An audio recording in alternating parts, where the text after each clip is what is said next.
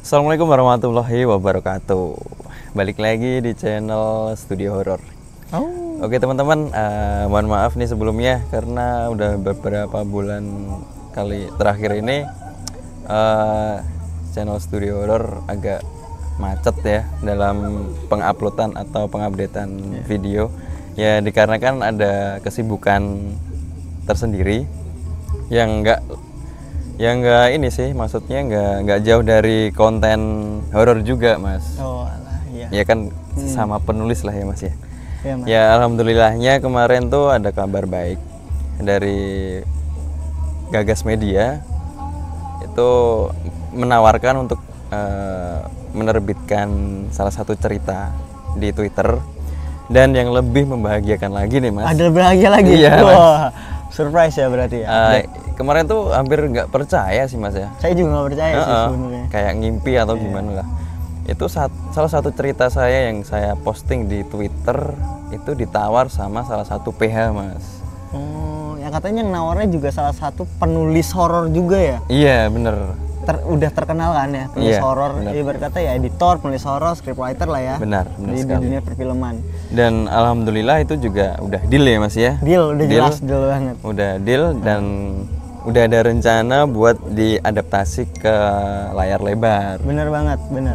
Tapi kayak gitu kan pasti juga butuh waktu Proses ya mas lah ya. ya, banyak proses ya. yang harus dijalankan. Mungkin sekitar ya 1 sampai 2 tahun lah. Dan untuk Katanya sih cepet loh, nggak nyampe 1-2 tahun. Setahun ini, diusahakan tahun ini Oh, bisa gitu. langsung, iya. Mantap Cuman sih kalau dengarnya kayak sih, gitu lah. tahun ini mudah-mudahan udah bisa langsung digarap. Makanya kemungkinan katanya bulan Juli akhir ya, sampai nanti Agustus itu mau diadakan survei lokasi untuk buku yang ditulis itu. Apa sih judulnya bukunya?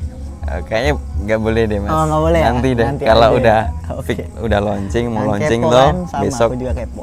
di infoin deh di channel ini ya, sama di aku infoin di channel Studio Horor, di akun Twitter Kalong dan Di Instagram. WhatsApp grup sama WhatsApp status. Oke nggak usah lama-lama intermezzonya ya. Ya. Kali ini aku bersama Mas Amai. Halo, kenalin aku Amaisan dari Twitter juga, salah satu dibilang penulis horor juga bukan penulis banget karena banyak tulisan yang kentang, tanggung, gak dilanjutin, bukan karena malas tapi karena beberapa hal. Selain itu juga aku juga sebagai pengamat ya, pengamat makhluk halus itu sih, nggak ada yang Oh penulis. jadi ini ya pelaku spiritual gitu mas. Oh alah, Iya. kalau disebut pelaku spiritual sebenarnya berat sih tanggung jawabnya karena berkaitan dengan hal hampir seluruh hal spiritual ya.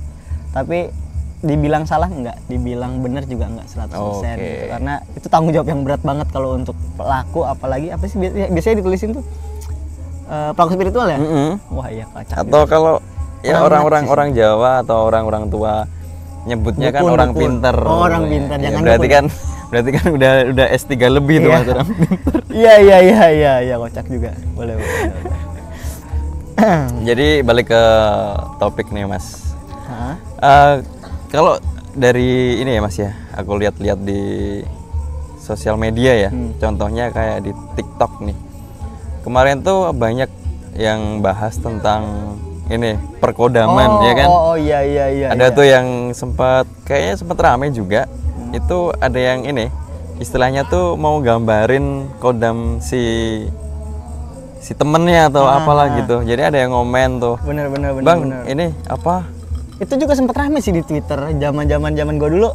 Gue juga bikin acara seperti itu, tapi bukan kodam. Ada dulu sempat di era 2020 era di tahun 2020 ada hashtag namanya Draw Your Satan, itu ada di situ ada Amaisan sama Mang Hidai. Ya. Jadi kita bukan gambarin kodam sih di situ. Jadi kita gambarin makhluk-makhluk halus yang ada di rumah teman-teman semua. Oke. Lucu sih sebenarnya, lucunya kenapa? Lucunya tuh hampir dibilang 100%, 90% lah. 90% itu apa yang kita deskripsikan, apa yang kita gambarkan itu benar. Ya. Gitu. Cuman karena habisnya waktu dan habisnya energi, bayangin. Twitter kan seluruh dunia. Itu kan post global ya. Itu ada yang dari Malaysia, ada yang dari Brunei, ada yang dari Kalimantan, Medan itu pada, bang tolong bang gambarin bang, ini foto rumahnya kan, rumahnya coba foto ruang atau nggak tempat angker yang ada di rumah teman-teman gitu kan, kira difotoin tuh, misalkan kamar mandi lah, atau enggak ya gudang atau enggak halaman. Nah itu kita suka kita gambarin sosoknya, gitu, kita gambarin sosoknya, kita deskripsiin ini jahat apa enggak, ini bahaya apa enggak. Nah itu sih yang bikin rame dan hampir mayoritas itu benar semua gitu apa yang kita deskripsikan. Dan lucunya lagi lucu dan bikin capeknya lagi tuh kadang kita tuh saking banyaknya yang pindi ratusan orang, bayangin itu kan banyak energi ya, energi yang terbuang sekali. Dan itu kita lakukan secara gratis dari jam 8 sampai jam 12, bahkan kadang sampai jam 2 malam. Itu capek banget, makanya kita di 2021 kalau nggak salah kita sempat berhenti dulu karena Hidai yang ngegambar, karena aku bagian deskripsi sama buka gerbang gaibnya. Nah Hidai itu sampai mimisan kalau nggambar, saking udah capek. Jadi si makhluk itu kadang suka ngehantuin Hidai, iya, dengan dia menggambar sosoknya. Ada yang pengen, ada yang nggak pengen kan mereka diberitahu gitu posisi. Nah itu ada impactnya juga, tapi alhamdulillah sejauh ini belum ada impact sama yang punya rumah sih. Itu kan yang dikhawatirkan sebenarnya, tetapi tidak terjadi. Tapi ada yang menarik sih mas, maksudnya saya juga pengen tahu gitu loh. Dari misalnya dari segi pandangannya Mas Amai ini, misalnya ada yang nanya, Mas gambarin kodamku dong. Nah bentar loh, sebelum Mas Amai jawab nih, bagi teman-teman yang sedang nonton video ini dan belum subscribe channel ini, jangan lupa subscribe, nyalakan lonceng notifikasi, like, komen, dan share.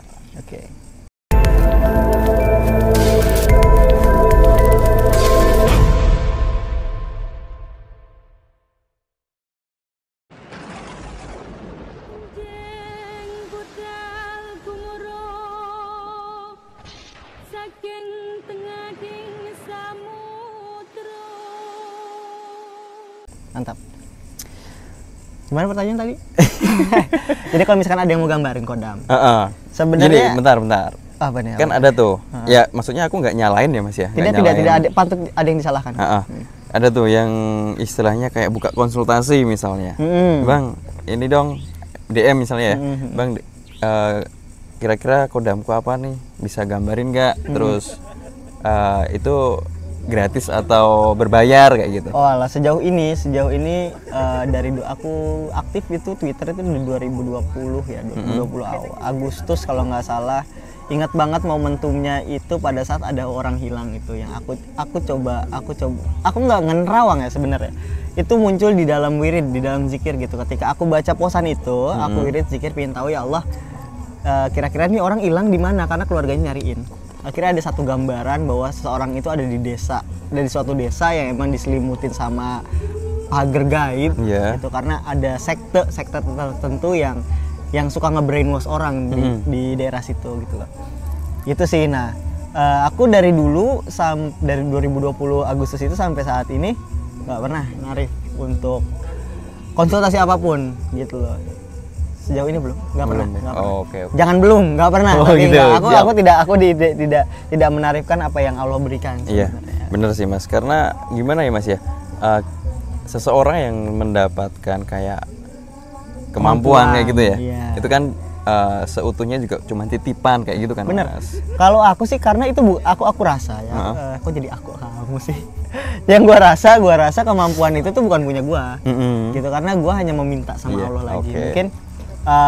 Mungkin karena kan doa orang-orang dizolimi biasanya mudah ya. Jadi ya aku coba meyakinkan para teman-teman nih yang ada masalah, ya berdoalah lebih ikhlas lagi, berdoalah lebih dalam lagi. Nah makanya sejauh ini alhamdulillah gitu, teman-teman yang berkonsultasi atau yang minta bantuan kayak urusan santet, kayak urusan pesugihan kayak gitu, ya alhamdulillah gitu, semuanya dikasih kemudahan sama Allah. Gitu sih. Nah kalau dari itu mas, sudut pandangmu tuh, yang maksudnya yang baca kodam, terus istilahnya kayak ngasih tarif lah. Nah itu gimana sih mas? Sebenarnya ada beberapa sudut pandang sih sebenarnya. Kita nggak bisa menyalahkan juga ya. karena kan keilmuan seperti itu kan ada yang didapat dengan banyak cara ya. Ada yang mahar, ada yang mereka bertapa, puasa dan lain-lain. Nah itu kan mereka mungkin berusaha keras ya, berusaha keras dengan mendapatkannya biaya, waktu, tenaga, semua dikuras gitu kan. Nah itu mungkin adalah bayaran untuk bukan mengganti ya, lebih ke kayak buat ya bener sih mengganti ya, buat kayak mengganti rasa capek untuk hal tersebut gitu sih. Nggak salah juga. Namun kalau dari sisi gua ya, dari perspektif gua, karena yang gua lakukan ini ibarat kata gua kan berdoa kan melewat Al-Qur'an, bacaan dari Al-Qur'an, dari hadis-hadis, dari riwayat-riwayat gua bisa ceritain. Nah itu kan semua sudah tertulis di Al-Qur'an secara gratis. Iya kan, dari zaman dulu sampai sekarang itu kan Al-Qur'an itu semuanya penuh dengan khasiat, penuh dengan tuntunan ya kan. Nah kalau gue dari situ makanya gue nggak pernah narif, jadi semua tuh gratis lah, dilakukan secara gratis gitu. Apalagi yang urgent gitu, urgent banget, yang emang bener-bener kasusnya tuh sangat berat banget, yang emang butuh pertolongan banget. Insya Allah kalau emang kan jodoh dan waktunya tepat, karena kan kegiatan gue bukan cuma nyari setan ya. Karena ada kegiatan duniawi juga kayak seperti kerja, makan, minum, tidur. Nah makanya nggak bisa semua langsung diamprukin gitu loh, nggak bisa langsung semuanya diatasin. Jadi apalagi belakangan ini semenjak di Jogja gitu ada pekerjaan yang emang padat banget. Itu jadi memang udah nggak begitu sering untuk nanganin kasus-kasus begitu, karena kan biasanya di luar kota mas, nggak cuma di lokasi aku sedang berada, biasanya luar kota. Kayak misalkan biasanya kan aku di Serang, itu di Padang lah ya, kadang juga paling deket ya di Jakarta. Nah kan itu butuh waktu ya, perjalanan belum eksekusinya kan. Tiap kasus beda-beda, cara penanganannya juga beda-beda, makan waktunya juga beda-beda, dan itu yang jadi konsiderasi aku konsiderasi gue buat nge-hold dulu nih gitu, takut nggak selesai masalahnya. Gitu. Dan ditangannya secara main-main atau bercanda atau nggak maksimal gitu. Soalnya gini mas, aku pernah denger sih, maksudnya gini, orang yang punya suatu kemampuan, terus niatnya untuk membantu, tapi di situ dianya juga kayak istilahnya matok harga. Itu ada yang bilang nanti semakin lama ilmunya semakin luntur kayak gitu. Benar, itu juga benar nggak? Itu juga ada sih, gue juga pernah dengar dari beberapa ustadz gitu kan, yang gue temuin di beberapa pesantren ya, ada juga yang bilang seperti itu, karena kan pada dasarnya segala kesembuhan itu dari Allah. Iya, benar kan. Kita mah hanya bisa berdoa. Benar. Ilmuwan juga punya Allah, semuanya punya Allah pokoknya ada di dunia ini gitu. Jadi kita cuma hanya bisa meminta aja gitu, dan kita udah berdoa, terus kita juga udah bertafakur, kita juga udah coba melakukan berbagai macam cara gitu kan. Ya itulah, dan Allah hanya satu-satunya jalan sih untuk menuju hal-hal yang kita inginkan. Hal baik tentunya ya, bukan hal-hal buruk.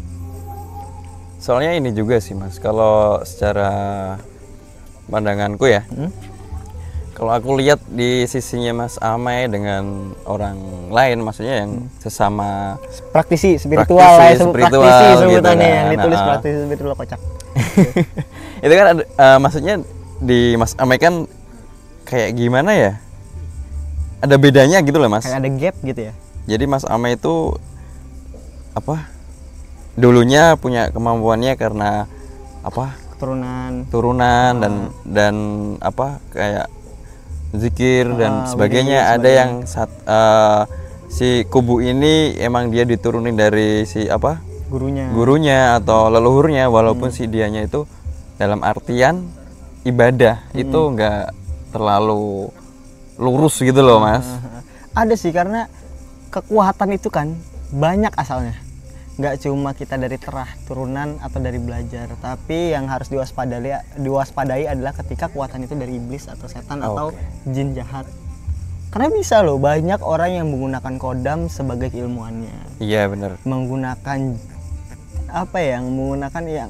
hal-hal yang berbau musyrik lah, gitu, untuk melakukan kegiatannya. Toh walaupun tujuannya baik ya, ujungnya tujuannya baik, cuman di sini masih sering terjadi perdebatan. Gue juga belum bisa ngasih bahwa ini benar atau ini salah. Cuman kalau dari sisi gue pribadi, gua nggak mau gitu melakukan ibarat kata penyembuhan apalagi bawa-bawa Al-Quran, apalagi bawa-bawa hadis gitu, menggunakan hal-hal yang berbau syirik. Oh, gitu. Contohnya kayak misalkan pakai kudu motong kambing lah, gitu. terus atau enggak apalagi ya kayak minum minyak lah, beli minyak inilah, beli minyak itulah. Tuh kalau gue secara pribadi sih gue enggak gitu, karena takut gue ilmu ibadah gue masih cetek cuy. Ilmu gue masih cetek, ibadah gue masih ya ibarat kata gue nggak ngerti gitu kan, karena kan yang ngerti ibadah orang itu kan orang itu sendiri dan Tuhannya gitu kan. Gue rasa gue belum bisa berkomentar lebih lah terkait hal itu salah atau benar gitu, karena ilmu gue juga masih cetek. Dan kalau secara gue pribadi, karena gue mandangnya begitu, menurut secara gue pribadi kayaknya masih bisa deh dengan cara lain gitu, yang tidak membebankan si korban atau tidak membebankan teman-teman gitu kan. Bayangin misalkan ada orang datang, dia mengeluh sakit, cek medis udah dengan habisan puluhan juta, ternyata bukan penyakit medis gitu, udah habis puluhan juta ini, udah jual rumah, jual mobil. Terus pas dia datang ke orang yang bisa, orang pinter, ada tarif lagi, beli kambing 2, masak-masak, syukuran. Bayangin beli kambing 2 ya total udah misalkan udah 6 juta. Belum lagi masak-masak, udah habis 2 juta atau 3 juta juga gitu misalkan. Kan itu membebani lagi. Iya benar sih. Gitu loh. Sebenarnya kalau menurut pribadi gue sih, syarat sembuh itu adalah keikhlasan. Kalau gue secara pribadi ya, keikhlasan dia dalam berikhtiar, keikhlasan dia menerima keadaan, keikhlasan dia di balik kita nggak tahu ya, karena kadang di suatu kasus itu si korban kan ngerasanya cuma sakitnya aja. Iya, tapi kita coba bertafakur, makanya kenapa penting bertafakur itu. Kita ngaca diri lah ya. Kita ngebaca diri, kita ngaca diri, kita ngaji diri. Kita ini punya kesalahan apa? Kita nih ngerasa pernah bikin salah? Nggak mungkin manusia nggak pernah bikin salah kan. Nah itu dia yang kita harus coba kita coba lihat gitu loh. Coba apa kita pernah punya salah apa enggak? Kita pernah berbuat kesalahan terhadap orang lain atau enggak? Disadari atau tidak? Nah itu kita dibutuhkan keikhlasan untuk meyakini bahwa kita juga salah loh, gitu loh. Jadi kita nih begini tuh bukan tanpa landasan. Kita begini tuh karena yang pertama Allah sudah menakdirkan kita untuk bisa nerima, untuk dapat santet nih. Kita disantet, nggak mungkin kalau Allah nggak kun fayakun kan. Kalau misalkan Allah nggak mengizinkan santet itu masuk juga nggak bakalan diizinin. Itu kalau prinsip gue ya. Tapi kan banyak pandangan-pandangan lain yang mungkin tentang hal itu, banyak yang ilmunya lebih jauh juga, dan pandangan-pandangan mungkin lebih banyak lagi. Bener. Dengan keilmuan gue yang belum ada seujung kuku, gue menanggapnya seperti itu. Pertama harus yakin, kedua sabar. Bener juga sih mas. Gitu. Yakin gak nih Allah bisa nyembuhin nih? Iya. Gitu kan? Yakin gak nih Allah bisa ngangkat penyakit ini nih? Gitu loh.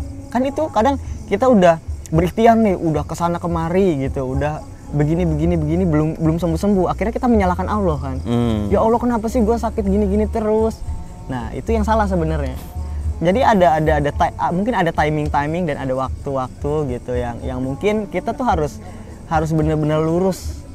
Cuman Allah doang yang bisa nyembuhin nih gitu loh. Kita nggak boleh capek, kita nggak boleh sedih, nggak boleh menyesal, apalagi seuzon sama Allah ya. Itu benar-benar nggak boleh banget, apalagi dalam kondisi penyakit gaib tentunya. Begitu sih. Oke. Bener juga sih mas. Soalnya kan secara ini ya mas ya, pandanganku kan ada dua istilahnya dua kubu ya. Dua kubu atau apa ya penyebutannya ya mas ya? Coba boleh apa tuh? Maksudnya yang tadi, maksudnya Mas Amai tadi. Ya kita sebut aja dua kubu deh. Yang satu emang dari caranya dengan ritual misalnya. Nah iya benar kan. Yang satu emang ini yang Mas Amai sebutkan rukiah tadi. Lah, ibarat kata ya, dengan cara rukiah gitu.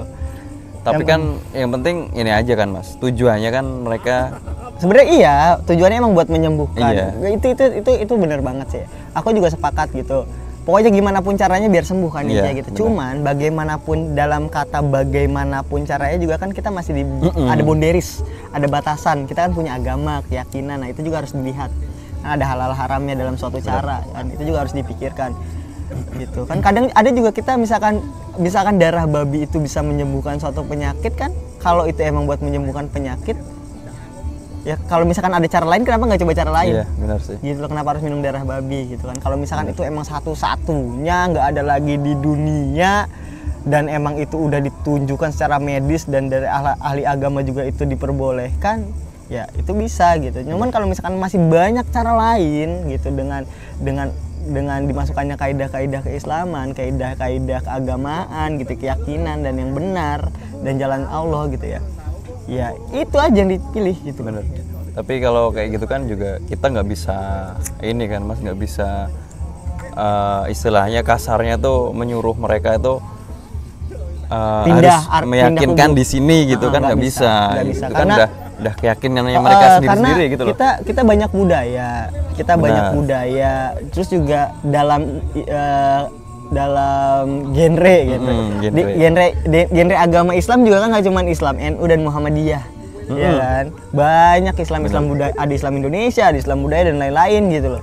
Nah itu juga kita ya maksudnya lakum dinukum waliyadin pada akhirnya. Iya. Ya kan. Ya, pada akhirnya itu lagi gitu ya. Selama ya udah mungkin keyakinannya seperti ini, caranya seperti ini dan itu sembuh ya alhamdulillah gitu kan. Allah juga sudah menyiapkan sholat tobat, ya kan, dipermudahkan dengan itu kan. Mungkin ketika kalau kita belum tahu kita nggak dosa, ya kan. Kalau kita udah tahu kita dosa dengan hal tersebut gitu. Misalkan kita nggak tahu bahwa melakukan ini tuh dosa, gitu, itu nggak dicatat dosanya kalau nggak salah ya. Itu nggak dicatat. Tapi kalau misalkan kita tahu melakukan hal itu dosa, kayak mencuri nih, kita tahu nih mencuri itu dosa, tapi kita tetap lakuin ya dosa dicatat. Gitu. Tapi kalau misalkan kita nggak tahu kalau mencuri itu dosa, ya dilakuin nggak apa-apa. Tapi ketika kita udah tahu ya dosa. Iya. Kalau nggak salah seperti itu, karena ilmu gue masih cetek ya. Gue nggak tahu, mungkin teman-teman bisa bantu di sini nyertain hadis atau riwayatnya. Boleh tuh di komentar ya. Komentar ya, kita nggak debat sih ya, lebih ke kayak sharing-sharing aja pandangan-pandangan mengenai hal-hal spiritual kan luas banget ya. Bukan cuma di keagamaan Islam, hal-hal spiritual itu banyak, ada di Kristen. Iya, di 5 agama pun banyak. Itu beda-beda, ritualnya beda-beda, caranya beda-beda dilakukan. Nah kita kalau dari pandanganku sebagai orang Muslim ya kan, ya itulah begitu caranya gitu loh. Kan masih banyak kita teman-teman yang lain ya kan, yang kita juga nggak bisa ngejudgement itu salah langsung, nggak bisa nge-counter itu hal kayak gini haram, hal ini musyrik, hal ini nggak boleh, nggak bisa, karena itu kan keyakinan loh. Soal keyakinan itu ada di diri masing-masing. Ya itu tadi Mas, balik lagi ke keyakinan masing-masing kan. Balik lagi ke keyakinan masing. Jadi kita nggak boleh judgmental jadi orang gitu loh. Ya belum tentu ya kan menurut kita baik itu baik gitu, belum tentu apa yang orang lakukan itu buruk juga buruk gitu. Iya. Oke Mas, ini tadi aku ada sedikit menangkap ya masih dari penjelasannya Mas Ame ini. Tadi kan sempat ngomong kalau udah malang melintang nih bantuin entah dari santet, pesugihan kayak gitu tuh. Nah, sedikit cerita boleh nggak sih Mas? Kenapa tuh? Selama Mas Ame menangani kasus di antara santet, pesugihan, atau ya yang paling ringan mungkin kayak bersihin aura kayak gitu. Nah, ada nggak sih dari 3 itu yang gimana ya istilahnya tuh paling parah sampai Mas Ame itu bener-bener kayak di titik apa tuh, dia apa di titik apa di titik ya? Oh iya, sampai Mas Ame itu di titik kayak mau nyerah gitu loh Mas. Alhamdulillah sih, alhamdulillahnya sejauh ini karena aku yakin ya, nggak tahu ya, mungkin orang-orang mungkin dari dengar cerita dari teman-teman seperjuangan gitu ya, yang sebagai praktisi spiritual juga banyak lah yang muntah darah, banyak lah yang tepar begitu.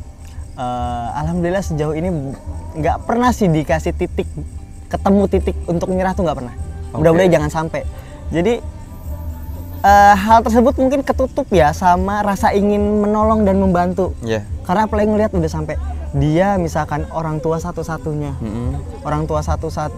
atau enggak terus adiknya banyak yang minta tolong dan orang tuanya itu sakit-sakitan yang nggak jelas sakitnya. Otomatis dong yang pertama ada sih rasa benci nih sama dukun-dukun sialan ini gitu kan. Ada kenapa, cuman kalau kita harus lihat lagi kasusnya seperti apa, background kenapa bisa begininya seperti apa gitu kan ya. Dan akhirnya kita cuman bisa ayo kita beribadah lebih kuat nih, kita zikir ini, kita mungkin sholatnya jangan cuma 5 waktu, mungkin ditambahin, gitu kan dengan sunah-sunahnya, atau enggak kita coba nih ngaji ini pelan-pelan gitu. Kalau misalkan orangnya bener-bener udah nggak bisa ngapa-ngapain, kan masih ada sanak keluarga. Bener. Nah kalau yang lebih repot itu kasusnya di mana yang ngejahatin itu keluarganya sendiri. Itu ada, dan lebih repot lagi itu kasus di mana si istri yang berlaku jahat sama suaminya. Oke, soalnya di teman kita ada tuh. Oh ya, ada ya? Ada ya? Iya. Kasihan mas, ya maksudnya ya nggak kasihan sih, emang butuh support sih mas. Iya, emang butuh support banget. Nah yang kayak gitu itu sulit, kenapa? Karena perkaranya itu kayak, wah ini udah urusan internal banget nih, gitu kan. Banyak rahasia yang harus dibongkar, tapi itu udah rahasianya tuh rahasia banget. Karena kan ketika kita mau tahu nih, karena aku kan basically ya bukan tipikal yang nerawang. Oh ini masalahnya ini ya, kamu nggak cocok kerja di API, gitu kan. Bukan tipikal yang kayak gitu, tapi kita sharing nih, sharing gimana. Oh mungkin kesini, oh mungkin coba bisa nggak nih maafin kesalahan yang ini. Coba dengan zikir ini kita coba mengikhlaskan kejadian yang ini. Yuk kita puasa, Senin Kamis atau apa. Karena kalau misalkan kayak wah udah saking bencinya, itu kan dari rasa benci itu setan datang. Iya benar. Energi setan itu bakal makin kuat dengan rasa kebencian itu. Makanya diusahakan tuh kalau misalkan memang ngerasa kalau misalkan ada penyakit gaib atau penyakit apa, usahain sabar, ibadah itu penting banget. Karena yang paling berbahaya itu sebenarnya bukan setan atau jin yang menampakkan diri atau berbentuk paku atau silet, bukan. Tapi jin yang udah masuk ke hati, ke pikiran, ke emosi, gitu loh. Itu yang sangat ngontrol ya, udah ngontrol banget, dan itu wah susah banget karena udah ngerasa jadi pribadi kan. Iya. Emang gue orang kayak gini kok, gue pemarah kok, emang begini. Sedangkan jin seneng banget sama orang-orang yang emosinya tinggi, apalagi yang berkata-kata kasar, sering ngetik-ngetik kasar di sosial media. Itu juga mungkin setan. Kita nggak tahu, makanya orang yang sering ngajakin ribut di sosial media, wah itu apalagi ngajakin debat kan. Nabi Muhammad nggak suka orang-orang debat kan. Hindarilah, makanya perbuatan setan itu. Bukan pocong, perbuatan pocong. Itu sih sebenarnya. Dan ya paling adalah satu kasus yang lokasinya masih di Jawa Barat lah. Itu seperti itu modelannya, kayak wah kompleksnya itu ya si istri ngejahilin suami. Terus si anak-anaknya ini, ada yang anak pertama dia ngebantuin yang ngebantuin istrinya gitu. Yang anak kedua nggak tahu apa-apa nih, anak ketiga yang minta tolong. Oh gitu. Wah itu kompleks banget. Nyamperin ke rumahnya ada emaknya yang jahatnya kan. Terus bapaknya udah kagak bisa ngapa-ngapain. Wah bingung ini mau komunikasinya kayak gimana. Mau datang, siapa kamu, mau ngapain? Kan kocak. Iya benar. Ya kan kayak gitu udah nggak diterima. Bapaknya udah nggak bisa ngomong, di kasur doang begini gitu kan. Riwayat medisnya nggak ada. Cuma setiap habis maghrib nggak bisa ngapain. Lemes jadi badannya. Setiap habis maghrib doang mas. Selain itu agak sedikit normal lah. Masih bisa bangun, duduk. Tapi kalau udah habis maghrib udah kaki nggak bisa digerakin semua. Udah kayak aneh deh penyakitnya. Ke medis nggak ada apa-apa. Seperti itu modelannya penyakit gaib tuh. Makanya kita diutamakan kalau misalkan kita mau ngecek nih, ini penyakit medis apa penyakit gaib, itu kita runut dulu gitu. Kita punya riwayat penyakit apa, punya komorbid apa gitu. Coba dicek ke medis. Kalau di medis ngerasa normal, ya coba nih kita tanya-tanya dulu mungkin sama orang-orang terdekat, mungkin orang pintar terdekat ya dari keluarga, mungkin ada yang bisa atau apa. Kalau ada indikasi-indikasi ke arah sana langsung eksekusi, nggak bisa dibiarin lama-lama. Gitu loh. Biasanya kalau udah semakin lama mereka semakin kuat, apalagi ditambah kecemasan, rasa takut gitu loh. Maksudnya bukan kita harus percaya hal-hal seperti itu dengan sangat gitu ya. Bukan sangat-sangat mempercaya hal-hal gaib modelan itu, bukan gitu. Maksudnya hal-hal gaib ini ada loh gitu, ibarat kata mereka tuh eksis gitu loh. Bukan cuma cerita-cerita rakyat atau urban legend, bukan cuma itu. Mereka tuh beneran real adanya. Jangan sampai kamu tahu ketika kamu udah kena. Karena banyak yang kejadian seperti itu mas. Iya sih mas. Banyak sih. Maksudnya ya kayak yang diomongin Mas Somai tadi. ada yang nggak percaya tentang gaib ya, walaupun di agamanya udah dijelaskan kalau gaib itu memang ada gitu loh. Iya kan? Cuman kan setiap orang yang istilahnya itu membagian ceritanya, apalagi cerita-cerita mistis horor gitu ya, ada tuh yang komentar atau yang menanggapi kayak nggak mungkin palsu lah, palsu, ini fiksi ceritanya tuh gimana bla bla bla bla gitu. Padahal kan di agama mereka juga udah dijelaskan, udah disebutkan kalau gaib itu memang ada gitu loh Mas, iya kan? Kita juga sebenarnya nggak bisa menyalahkan sih, tidak bisa menyalahkan karena jatuh ke keyakinan masing-masing lagi, ya kan? Tentang gaib dan kepercayaan gaib itu jatuhnya ke keyakinan masing-masing sih. Mau agama apapun kalau emang dia meyakininya setan-setan itu nggak ada ya nggak apa-apa. Tapi ya janganlah kita ibarat kata mengomentari atau upload komentar jahat gitu ya tentang hal yang mereka nggak yakini dan hal-hal yang mereka nggak ketahuin. Itu sih sebenarnya. Karena kenapa? Akhirnya kita jadi debat kosong, ibarat kata pepesan kosong doang debatnya gitu. Ya mereka nggak belajar matematika ngedebatin matematika. Ya kan kita mau ngedebatin apa gitu pada akhirnya kan, yang kita kasih tahu juga ya mereka nggak percaya. Pada akhirnya ribut-ribut, ngomong-ngomong kasar, jelek-jelekin fisik, gitu kan. Pada akhirnya ujung-ujungnya ke situ lagi, misu-misu lagi. Nah itu sih salah sebenarnya. Ya lebih baik kalau misalkan kita nggak yakin, nggak percaya, ya udah anggap aja ya sebuah hiburan, cukup gitu. Jangan sampai ngehujat, jangan dibiasain lah. Maksudnya ya emang udah terbiasa kali ya, terbuild kayak gitu mungkin di lingkungannya. Untuk kalau nggak ngehujat gatel-gatel mungkin, nggak ngehujat sakit tenggorokan, jarinya, kukunya pada merah-merah gitu kalau nggak ngehujat. Itu juga mungkin ada hal-hal seperti itu gitu. Ya kadang kita harus lebih sebagai yang percaya hal-hal gaib. Kita juga nggak bisa mengemborkan, wah ada nih, ada banget, lo harus percaya. Kita juga nggak mesti kayak gitu. Itu maksudnya ya udah, kalau nggak percaya nggak apa-apa. Itu mudah-mudahan misalkan kayak santet dan lain-lain nggak ngalamin gitu. Jangan sampai, karena teman-teman itu berat banget kalau kita udah merasakan terkena imbas yang namanya santet itu. Wah, parah banget sih. Itu bukan dari secara fisik aja ya, psikologikal itu paling sulit disembuhin. Trauma, wah itu apalagi trauma tuh bakal ngebekas biasanya kan ke psikolog kan. Kalau kayak gini biaya psikolog kan mahal ya kan gitu. Kalau teman-teman mau ke pesantren, mau nyantren ya monggo gitu kan. Tapi kalau ke psikolog sekali datang 600.000, uang dari mana gitu kan. Mending punya duit. Kalau yang makan susah, kerjaan UMR Jogja gitu kan, ala kadarnya, ya mendingan ya kita cari aman gitu. Cari amannya dengan apa? Dengan ibadah, maksudnya dengan kita menghargai satu sama lain, entah pendapat, entah cerita, entah keyakinan gitu. Masih sulit sih di Indonesia untuk menghargai keyakinan masing-masing. Itu menurut gue masih sulit juga. Dan ngerasa dirinya paling sempurna gitu. Kalau kita merasa paling sempurna di hadapan jin setan nggak apa-apa, tapi ya, di hadapan manusia satu sama lain ya usahain janganlah kita saling mawas diri. Kita harus saling jaga satu sama lain. Benar Mas. Oke Mas, benar nih. Mau nanya, ada nggak sih istilahnya tuh kejadian lucu gitu, posisi Mas Ame lagi nyembuhin? Ada. Gimana? Ya itu ketemu dukun yang sama. Ceritanya gimana tuh Mas? Jadi suatu ketika, ini kejadian di Bandung mungkin, pernah sempat cerita nggak ya di Twitter ya? Jadi ada satu case di mana aku ketemu dukun yang sama, gitu loh. Jadi ketika aku panggil dukunnya untuk mediasi, masukin ke seseorang, loh kamu lagi nggak capek apa, masih muda kayak ngurusin yang begini? Aku ketawa dong. Ini demi Allah, ini serius.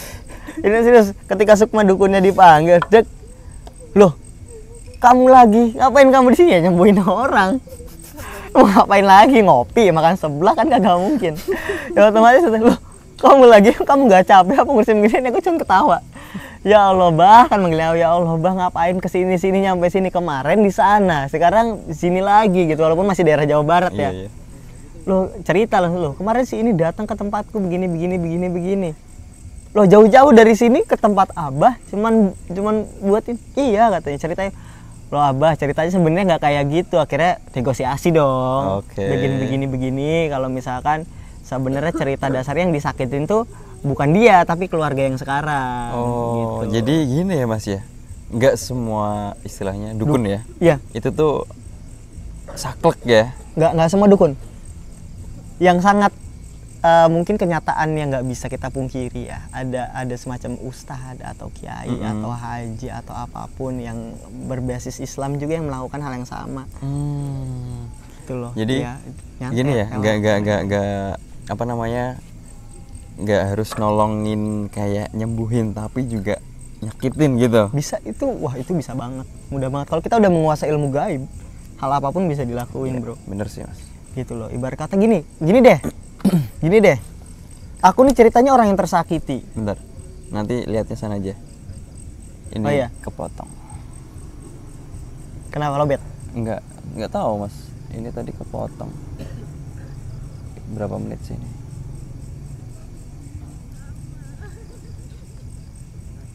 3,5 jam. Sampai mana nih?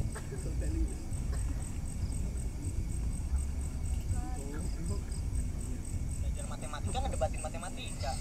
Ya kan kita ngedebat. Biasanya kalau psikolog kan, kalau kayak gitu biaya psikolog kan mahal ya kan. Ini aja, nanti fokus ke sana aja. Nyangkut. Nah, nih contohnya nih ya. Gini. Aku sebagai ngerasanya orang yang tersakiti, aku datang ke Pak Ustadz. Pak Ustadznya ibarat kata ya bisa berbagai macam ilmu lah. Lihat dulu nih mas. Nanti kalau itu kepotong juga kan? Oh enggak, aman. Mau di pesawat kan udah? Udah. Enggak, itu enggak ada itunya kok. Nggak ada kartunya.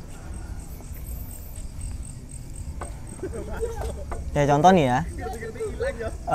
Aku posisi sebagai ngomong ke Pak Ustadz, Pak Ustadz, aku nih dijolimin sama gini-gini nih.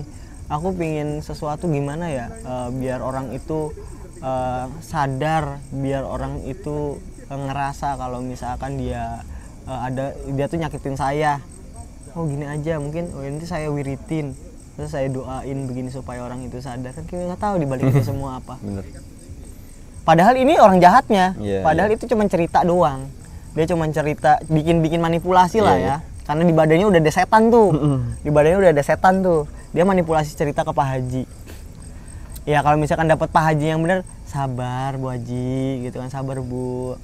Nah, kalau doa aja sama Allah yang baik-baik, minta dilapangkan, diberikan kesabaran, dilapangkan hatinya, gitu kan. Tapi kan kalau misalkan ada misalkan ustadz atau kiainya yang emang yang saklek, udah saya wiritin, saya kirimin balik, saya kirimin begini-begini. Ada juga kan yang arogansinya seperti itu. Iya, gitu. iya benar. Gitu. Ini bukan seuzon ya, bukan nuduh ya. Ya. Akan tetapi aku pernah menemukan yang seperti itu gitu loh. Kalau untuk lokasinya nggak bisa disebutin. Kalau disebutinnya dipukulin, brother. Gitu loh. Dan mudah-mudahan hal-hal seperti itu dikurangin lah. Atau enggak yang biasanya yang paling PR itu ketika dukunnya itu saudara sendiri. Itu udah paling PR. Ketika dukunnya itu saudara sendiri, kakak sendiri, atau omku biasanya bisa, omku, pamanku, masku, ya kan. Wah itu udah PR karena tidak dibebankan biaya. Oke. Gitu. Jadi paling enak. Om nih, si Amai, dia so tahu ngomongin beginian, kirim santet Om. Siap, gitu kan. Kirimlah santet. Om si Amai gimana? Udah kirim? Udah 2 minggu, 3 minggu. Om si Amai masih sehat-sehat aja. Wah tak kirim lagi. Nggak pakai biaya. Kalau misalkan ke dukun yang emang berbayar, minimal kirim santet 500.000. Iya. 1 juta. Modelan apa santetnya nih? Modelan dikirimin seblak aja di perut yang level 10 gitu kan. Ya, wah panas gitu kan perutnya kan. Ya nggak kayak gitu. Jadinya modelannya lebih enak kalau saudara sendiri dukun. Iya benar sih. Jadi free gitu loh. Tapi gini mas, caranya gimana mas? Biar ngasih biar ngasih efek jera terhadap pengguna. Nggak bisa mas. Gini, ini ada case kayak gini mas. Emang ini konflik keluarga ya. Kakak dan adik nih mas. Si adiknya ya istilahnya kayak sakit hati lah sama kakaknya. Dan itu si adiknya itu minta bantuan ke dukun buat nyakitin kakaknya. Padahal kakaknya ini baik banget loh mas. Baik banget sama adiknya. Pertama udah tahun lama sih. Tahun lama itu disantet berhasil. Dalam artian berhasil itu udah terkena ininya, maksudnya udah kena aja ke fisik lah. Ke fisik gitu. Cuman setelah dibantu oleh keluarga saudara-saudaranya kan udah bebas tuh, maksudnya udah hilang efeknya. Tapi selang berapa tahun itu tuh adiknya ngirim lagi mas. Astagfirullah. Itu ngirim lagi tapi dukunnya beda, karena yang dukun pertama itu udah dikalahin. Udah istilahnya udah ilmunya dicabut lah. Udah kalah lah. Dan itu balik lagi si adiknya nyerang kakaknya lagi. Nah, berarti kan efek jerahnya bukan pada dukun kan? Ya, berarti kan harus efek jerahnya pada si pengguna santet kan? Si adiknya ini kan. Nah, berarti gimana? Kan ini kan si adiknya kan harus kasarnya harus dikasih pelajaran juga kan, Mas? Iya, biasanya orang-orang dengan dosa banyak itu enggak juga sih. Kan biasanya kan enggak semuanya ya, kalau biasanya. Biasanya kan menjahat kan dimatiinnya terakhir. Biar dia merasakan azab dunia dulu. Gitu loh. Kalau ini sih apa ya, asumsi pribadi sih. Biasanya ya kayak orang-orang jahat gitu dibikin matinya terakhir gitu supaya dia merasakan azab dunia kan. Kita juga gimana caranya kan jangan sampai merasakan hari kiamat. Ya kan, orang-orang muslim jangan sampai merasakan hari kiamat gitu, karena kiamat tuh pedih gitu kan. Nggak tahu lah ya, bayanginnya bumi dibalik rasanya kayak mana kan gitu. Nggak bisa mas bumi dibalik, orang muter. Oh iya bener. Ya, kan bumi datar nih. Tipikal penganut bumi datar nih. Ini tipikal penganut bumi datar, nggak bercanda. Ya maksudnya gimana caranya memberikan efek jera terhadap pengguna santet? Itu sulit sih. Sulit kan? Karena pasti selalu diberi kemudahan mereka itu untuk melakukan hal-hal jahat. Karena gini mas, sepengamatan aku dari dulu sampai sekarang, ibarat kata ya kurang lebih 15 tahun kurang lah, melihat hal-hal seperti ini, mendalami hal-hal seperti ini, itu santet itu nggak cuma dibayar sama uang, tapi bisa dibayar pakai badan. Setubuh maksudnya? Iya. Apalagi perempuan. Iya. Karena dukun kan nggak cuma laki-laki. Iya sih mas. Dukun perempuan juga ada. Nah misalkan si datang nih si yang mau nyantet nih, ganteng, gagah itu kan, datang. Bu, saya nggak punya uang tapi saya pingin nyantet. Oh, ya udah kamu tidur sama aku semalam. Ya itu enakan yang si laki mas. Nggak kalau misalkan dukun bentukannya kayak mana, bukan body shaming ya, tapi kita nggak tahu lah. tidak sesuai lah gitu, bentuknya yang tidak disukai, ya mau nggak mau dong. Iya benar. Gitu loh. Ya ibarat kata kita nggak bisa lihat orang secara fisik gitu misalnya, tapi kan kita ngerti mana yang kita sukai dan enggak kan ya. Ada tipikal-tipikal tertentu yang mau nggak mau, ya udah nih bu, saya nggak apa-apa nih, pakai aja saya bu, gitu kan, buat nyantet itu bisa terjadi. Nah karena kebanyakan dukun cowok, makanya kenapa sering dengar berita ada dukun cabul. Nah ini yang kenapa gua tidak menggunakan hal-hal yang berbau ritual. Itu karena banyak ritual-ritual aneh. Tapi kadang ritual-ritual itu juga berkhasiat gitu loh. Tapi menurut gua karena banyak cara lain, jadi mendingan pakai cara lain. Jadi kayak misalkan sekali ngedenger ya, cara nyembuhin orang yang susah hamil. Itu disetubuhin dulu sama dukunnya. Tapi mujarab. Ya bener, itu tadi anaknya siapa terus Yan? Ya wallahu alam kalau gitu mah. Tapi setidaknya itu hamil gitu loh. Terus yang kedua yang inget banget belum lamanya di 2019 sana. Itu pernah dengar ritual. Jadi kan ada namanya digantung kawin gantung apa gimana ya? Jadi orang yang susah kawin, yang susah nikah, yang enggak nikah. Nah, itu ada cara ritualnya, itu ya itu bersetubuh sama dukunnya. Gitu loh. Ya kan menang banyak kan. Iyalah. Kau nikah enggak udah dicobain sama dukunnya kan. Banyak cara lain tuh masih banyak. Ya bukan cuman banyak lah cara lain yang mengaji, yang mungkin wirid, pesantren yang mungkin kita juga nggak mesti lihat secara sisi spiritual, coba dulu dari sisi personal. Mungkin lah. Iya kan? Nggak mungkin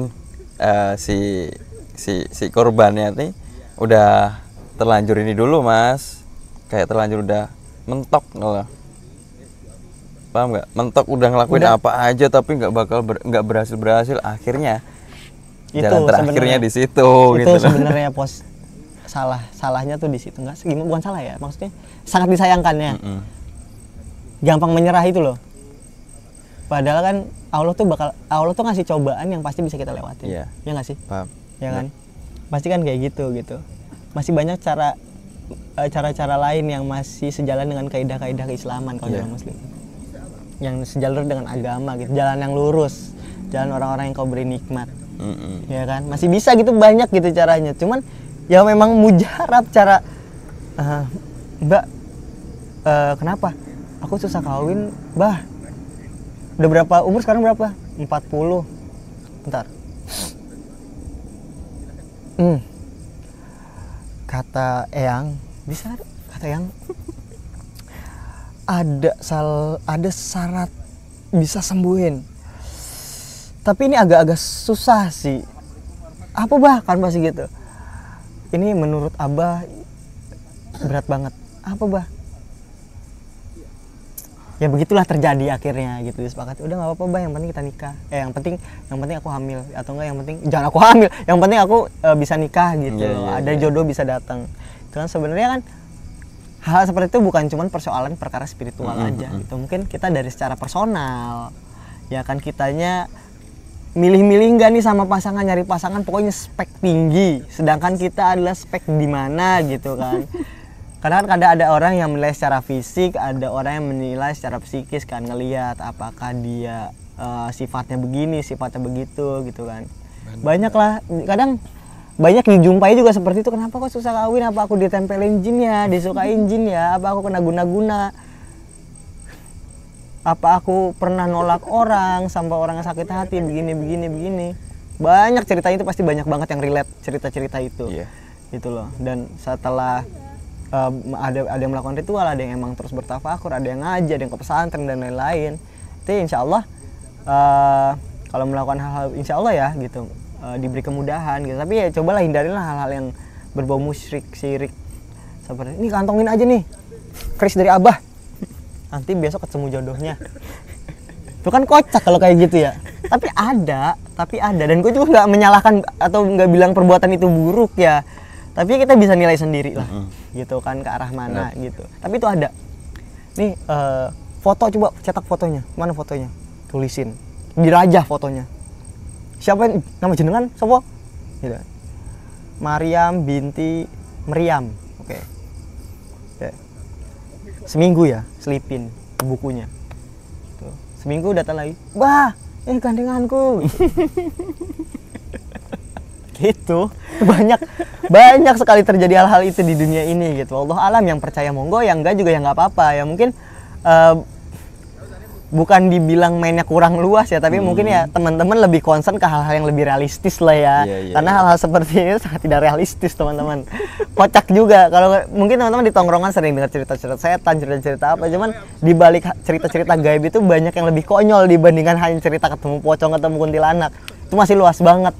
Yang hilang diculik lah, yang di brainwash lah, yang kena gendam, yang nolak lamaran disantet bertubi-tubi tuh banyak banget, yang perang gara-gara tanah, terus gara-gara sakit hati, gara-gara cemburu nggak bisa beli sofa juga ada.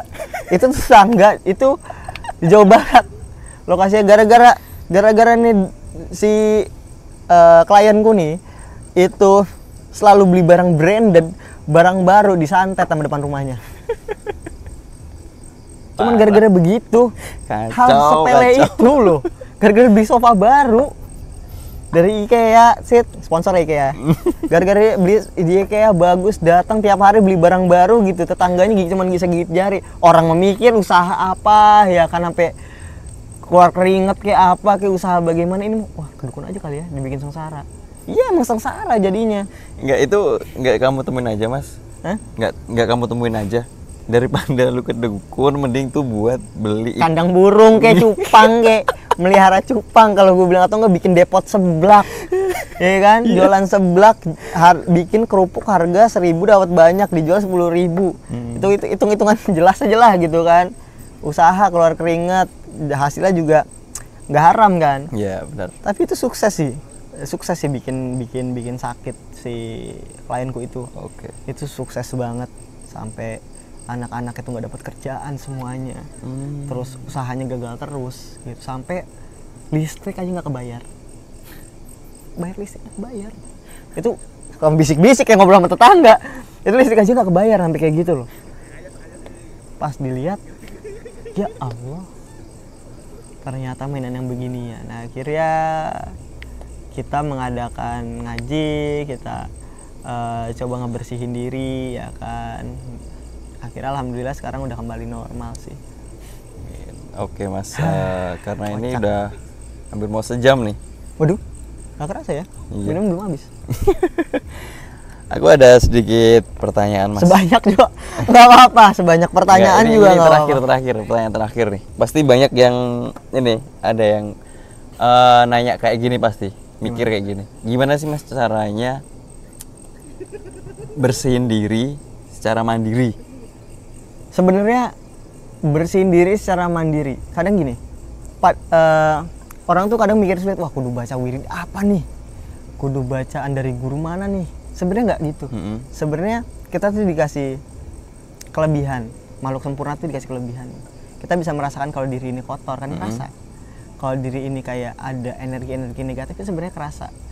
Bad vibes itu kerasa, kayak kita mood ganti-ganti, terus kok rumah panas atau gimana. Cara nyembuhinnya sebenarnya dengan wudhu.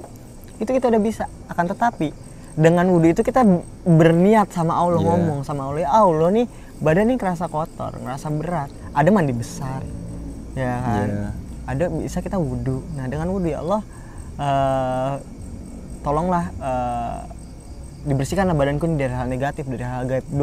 Di Al-Quran juga banyak surat-surat ya kan, yang kayak surat An-Nas saja itu bisa buat bersihin diri, ditiupin ke air kan bisa menjadi media ya.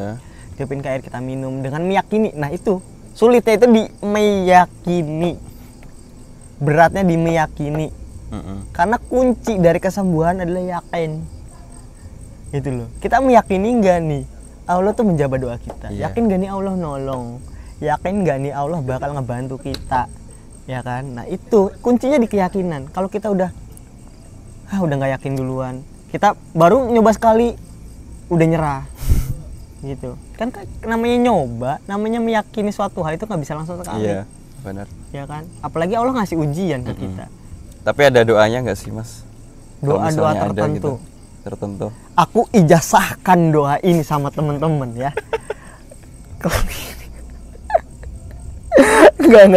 Enggak sebenarnya kalau teman-teman sering baca Majmu' Syarif, ya ada buku Majmu' Syarif, situ banyak doa-doa mujarab di dalamnya. Jadi teman-teman sering-sering aja kayak baca Al-Mulk, terusnya baca-baca ayat kursi, baca-baca Yasin. Itu juga sebenarnya udah membantu banget kita untuk defense. Tapi di Majmu' Syarif itu banyak doa-doa lain ya, kayak apa ya? Banyak pokoknya doa-doa yang bisa membantu kita untuk menyelesaikan masalah di dunia. Intinya satu ya Mas ya, yang penting kalian yakin. Itu. Ini udah diijazahkan nih, ilmu yakin nih aku ijazahkan kepada teman-teman. Pokoknya yakin Allah bakal bantu. Itu aja sih. Allah tuh ada, teman-teman. Allah itu melihat, malaikatnya juga ngelihat kanan kiri, ya kan. Yakinlah bahwa emang Allah tuh ngebantu, Allah tuh nyembuhin, Allah tuh bisa everything lah gitu loh. Itu doang aku yakin sih teman-teman. Kita misalkan kena penyakit apa, obat, kita minum obat. Sebenarnya kita yakin, karena kita yakinnya nih obat Panadol secara medis ya jelas menyembuhkan ini. Coba kalau kita nggak yakin ya juga susah juga. Coba ditambah keyakinan minum obatnya kalau Allah bakal nyembuhin lewat medianya obat ini, pasti lebih mujarab lagi. Teman-teman minum tak 1 detik kemudian sembuh. Nggak gitu. Nggak gitu. Tapi insya Allah dengan teman-teman yakin sama Allah gitu, maksudnya meyakini Allah itu dekat sama kita gitu. Ya teman-teman juga harus berusaha gimana caranya teman-teman bisa dekat sama Allah. Itu sih. Nah ini yang jadi PR. Yang menjadi PR buat kita tuh gimana caranya kita tuh bisa dekat sama Allah. Iya. Gimana caranya Allah tuh bisa mendengar doa-doa kita. Itu loh yang sekarang jadi PR juga. Nah makanya tapi tetap kita nih ngerasa wah kita banyak dosa ya Allah, ya tobat. Ya Allah kita banyak dosa ya Allah, ya kita berbuat baik. Dengan cara-cara seperti banyak jalannya. Banyak berjuta-juta jalan menuju kebaikan tuh banyak banget. Berkata dari mulai nggak ngetik jahat aja atau nggak ngejulidin orang aja sehari aja kan nggak gatel-gatel kan ngejulitin orang ya gitu, itu ibarat kata kita udah berbuat baik gitu. Yang setiap hari ngerasani uang, setiap hari ngeluh yang gimana apalagi sama orang tua, waduh teman-teman tuh hindarin lah ya untuk berpikir negatif, terus buat ngata-ngatain, ngejelek-jelekin orang tua. Mau gimana juga sebenarnya kunci kita keberhasilan dunia dan akhirat tuh orang tua. Iya. Sebenarnya ya. Kalau gue ya, kalau menurut asumsi gue secara pribadi ya. Bagaimana dengan orang tua yang jahat dan bla bla bla bla, itu juga sering ditemuin kan. Orang tua yang begini, orang tua yang durhaka sama anaknya. Gue kadang suka garuk-garuk kepala gitu. Ya alhamdulillah gitu, gue dilahirkan di keluarga yang alhamdulillah nggak ada masalah apa-apa gitu satu sama lain. Akan tetapi ya teman-teman bersabar gitu, bersabar dan tetap tawakal menghadapi cobaan-cobaan yang Allah kasih dan yang pasti teman-teman bisa bakalan lewatin gitu. Karena di dalam suatu masalah itu ada kenaikan derajat. Ketika kita bisa menyelesaikan, derajat kita naik, entah di akhirat entah di dunia. Makanya kita harus tetap optimis, yakin intinya. Yakin Allah pasti bakalan bantu. Itu sih. Iya. Bener Mas. Ya kan? Bener. Bener banget kan? Bener banget. Kemarin aja yang masalah film. Ya kan kalau kita nggak yakin mah kan? Kita ngerasa ini scam atau ngerasa ini penipuan atau apa kan kita udah seuzon gitu kan, nggak yakin nggak bakalan jadi. Tapi karena kita ya udah lillahi ta'ala aja lah. Allah yakin, mudah-mudahan Allah bantu kita, ya udah kita pasrahkan. Bener nggak? Kan udah pasrah banget kan? Kita pasrahkan entah apapun nanti yang terjadi di belakang, insya Allah bantu. Entah perdebatan apa, entah hal seperti apa, ya udah kita yakin, maju, alhamdulillah kan. Itu sih. Tapi nyari keyakinannya itu ya teman-teman harus sering-sering apa ya, cari muka lah sama Allah. Cari muka ya, kayak bersedekah nih, kita bersedekah udah bersedekah aja nggak, mudah-mudahan gua besok dapat rezeki yang lebih gede, nggak usah, jangan kayak gitu. Bersedekah ya udahlah, sedekahlah, duit gua banyak ini gitu kan, padahal duit tinggal 1.000 perak di kantong sebelah kiri tapi kita kasih 10.000, tapi kita ngomong besok lah gua udah kayak ini gitu kan. Harus banyak cari muka lah sama Allah lah gitu sih teman-teman, sabar ya. Oke teman-teman, jadi banyak banget nih pelajaran ya. Ceramah jadinya kocak ya. Jadi kayak ceramah ya. Bukan kayak sharing-sharing. Ini maksudnya ini semua yang tadi aku bicarain terutama itu asumsi pribadiku sih. Sesuai pengalamanku aja, tidak bermaksud untuk menyinggung pihak manapun, tapi berdasarkan pengalamanku sendiri gitu. Dan mudah-mudahan ada hal yang bisa teman-teman ambil sebagai pelajaran walaupun cuma seujung kuku, karena ilmu gue juga nggak nyampe seujung kuku gitu. Ibarat kata gue cuma sharing aja supaya teman-teman tuh bisa lebih yakin terhadap keyakinan teman-teman juga bisa yakin bahwa semua masalah itu bakal dilewatin, teman-teman juga bisa yakin sama diri sendiri untuk bisa melewatin semua masalahnya karena Allah bantu gitu loh ya Mas ya. Iya bener kan? Bener 100. Oke teman-teman, jadi setelah 1 jam lamanya Mas Amai sharing ya tentang kegiatan. Tadi itu sebenarnya mau cerita horor, cuman karena Mas Amainya mau cerita horor gitu tuh ya. Nggak apa-apa kan Mas? Nggak apa-apa ya? Nggak apa-apa lah. Nggak apa-apa kan ya teman-teman. Ya moga-moga next time lah ya. Moga-moga dari apa yang disampaikan Mas Amai ini kita bisa istilahnya ngambil hikmahnya lah, ngambil hal yang baik, yang buruk dibuang. Mungkin sampai di sini dulu. Bagi teman-teman yang belum subscribe, jangan lupa subscribe. Jangan lupa follow akun @amaisan. Oh bener ya, lupa. Di Twitter dan Instagram parah banget. Gak apa sih nggak di follow dan nggak di ini juga, yang penting mudah-mudahan ilmu yang nyampe ke teman-teman yang udah diijazahkan ke teman-teman sampai. Amin. Dan diterapkan di dunia. Saya Kalong. Aku Amai. undur diri. Wassalamualaikum warahmatullahi wabarakatuh.